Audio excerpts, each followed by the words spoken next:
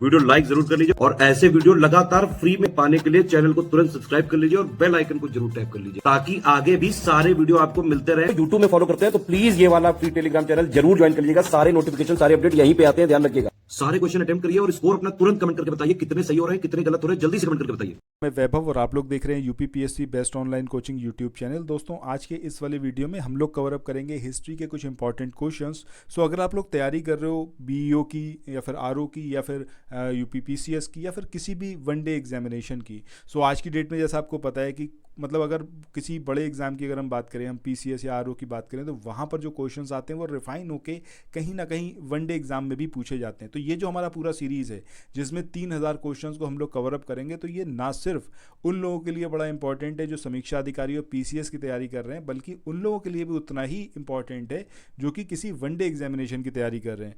अब धीरे धीरे आप देखोगे तो जो आपका वनडे एग्जाम होता है उसमें भी लेवल धीरे धीरे राइज कर रहा है। सो आपको जो टफ क्वेश्चन है वो आना बेहद ज़रूरी है। सो ये वाला सीरीज़ ज़रूर इसको आप फॉलो करो और चैनल को सब्सक्राइब ज़रूर कर लो, नोटिफिकेशन बेल के आइकन को ज़रूर प्रेस कर लो ताकि जो भी यहाँ पर वीडियो आए उसका नोटिफिकेशन आपको मिल पाए। सो आइए शुरू करते हैं अब आज के अपने सेशन को। एक एक क्वेश्चन को यहाँ पर देखते रहिएगा, खुद से सॉल्व करने की कोशिश भी ज़रूर करिएगा।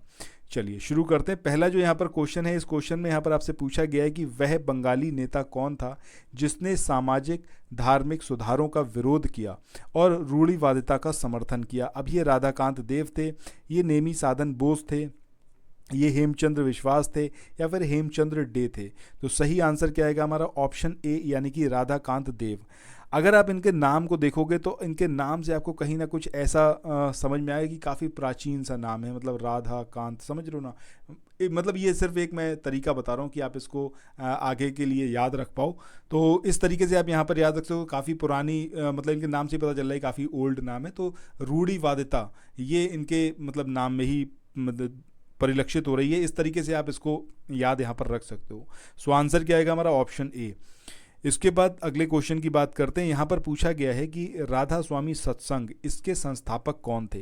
ये हरिदास स्वामी थे, ये शिवदयाल साहब थे, ये शिव नारायण अग्निहोत्री थे या फिर स्वामी श्रद्धानंद थे।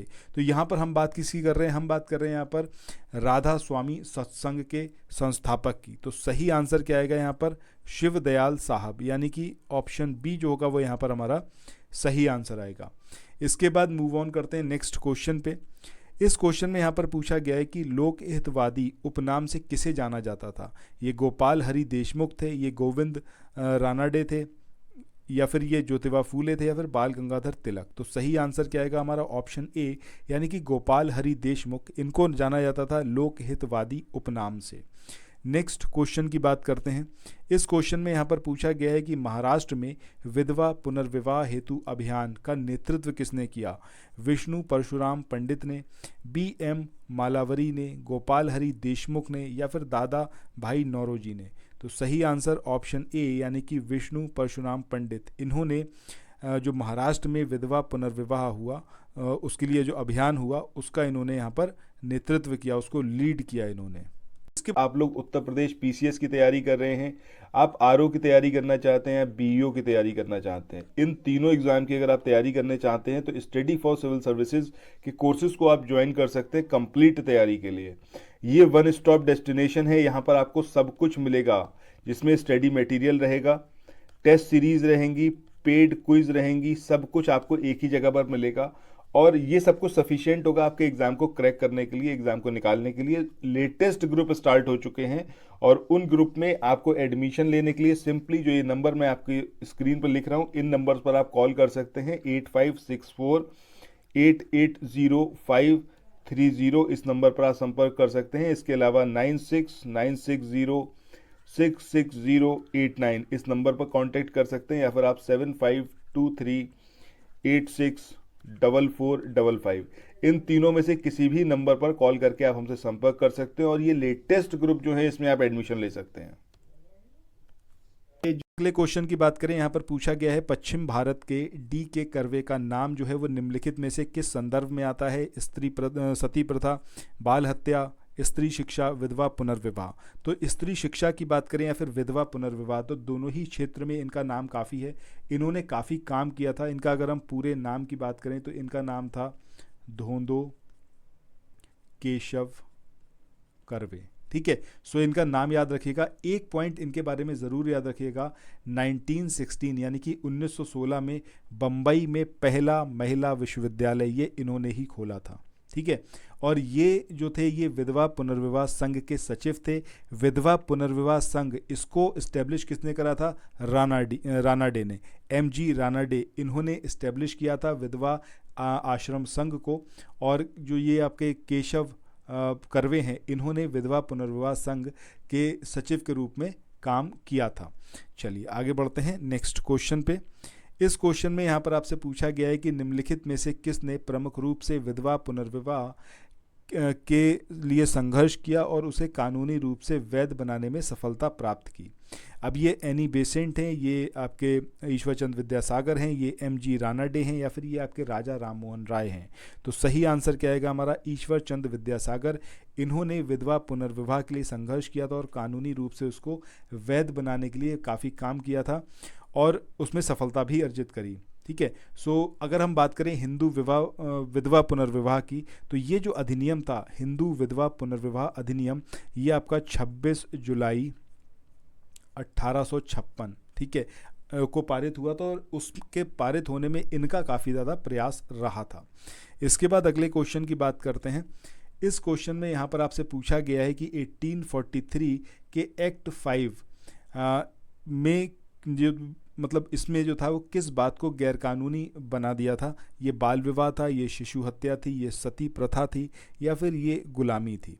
तो सही आंसर हमारा क्या आएगा? ऑप्शन डी, यानी कि गुलामी।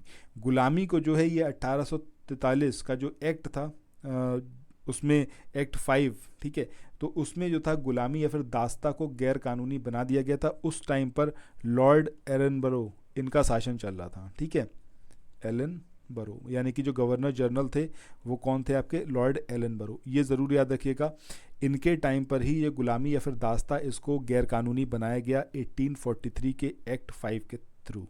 इसके बाद मूव ऑन करते हैं नेक्स्ट क्वेश्चन पे। अगला क्वेश्चन यहाँ पर है, इसमें पूछा गया है कि निम्नलिखित में से किसने 1872 में नेटिव मैरिज एक्ट को पारित कराने में महत्वपूर्ण भूमिका निभाई? अब ये देवेंद्रनाथ टैगोर थे, ये ईश्वरचंद विद्यासागर थे, ये केशव चंद्र सेन थे, या फिर ये श्याम चंद्र दास थे? तो सही आंसर क्या आएगा हमारा? ऑप्शन सी, यानी कि केशव चंद्र सेन। इनकी काफ़ी ज़्यादा भूमिका रही थी नेटिव मैरिज एक्ट को पारित कराने में। और इस एक्ट के बाद लड़कियों के लिए जो मिनिमम एज थी वो कितनी कर दी गई शादी के लिए? 14 ईयर्स। और वहीं लड़कों की बात करें तो उनकी कितनी कर दी गई? 18 ईयर्स। ठीक है, तो ये दोनों चीज़ें यहाँ पर याद रखनी है। इसके बाद चलते हैं अगले क्वेश्चन की ओर। इस क्वेश्चन में यहाँ पर पूछा गया है आपसे कि बाल विवाह प्रथा को नियंत्रित करने हेतु जो 1872 का जो ये सिविल मैरिज एक्ट, इसने लड़कियों के विवाह की जो न्यूनतम आयु थी वो कितनी कर दी? तो इसको अभी हमने देखा है कि 14 ईयर्स, लड़कों के लिए 18 साल, लड़कियों के लिए 14 साल। इसके बाद चलते हैं अगले क्वेश्चन की ओर। इस क्वेश्चन में यहाँ पर आपसे पूछा गया है कि निम्नलिखित विवरण पर विचार कीजिए। अब इसमें क्या विवरण दिया हुआ है कि 1853 में जन्मे यह पश्चिमी भारत के पारसी थे। ये इंडियन स्पेक्टेटर तथा वॉइस ऑफ इंडिया के संपादक थे और यह एक समाज सुधारक थे और सम्मति आयु अधिनियम 1891 के पक्ष के संघर्ष करता थे। अब ये जो सारी फैक्ट्स दे रखे हैं ये किसके बारे में है ये आपको यहाँ पर बताना है। क्या ये दादा भाई नौरोजी के बारे में है, क्या ये BM मालावारी के बारे में, या फिर VP वाडिया, या फिर नौरोजी फरदान जी? तो सही आंसर क्या आएगा हमारा? BM मालावारी। सो इनके बारे में ये सारे फैक्ट्स आपको एज इट इज़ याद रखने हैं। अगर हम बात करें बहराम जी मालावारी, ये इनका पूरा नाम था, बहराम जी मालावारी। ठीक है, ये एक पारसी थे। तो पहला जो यहाँ पर पॉइंट दे रखा है कि ये पारसी थे, ये वाली बात सही है। इनकी अगर हम जन्म की बात करें 1853 में इनका बर्थ हुआ था और ये जो थे इंडियन स्पेक्टेटर और वॉइस ऑफ इंडिया के संपादक रहे थे। समाज सुधारक तो ये ऑब्वियस सी बातें थे ही, और सम्मति आयु अधिनियम जो कि 1891 का था तो उसके पक्ष में ये संघर्ष करता रहे थे। ठीक है, चलो इसके बाद आज के नेक्स्ट क्वेश्चन पे चलते हैं।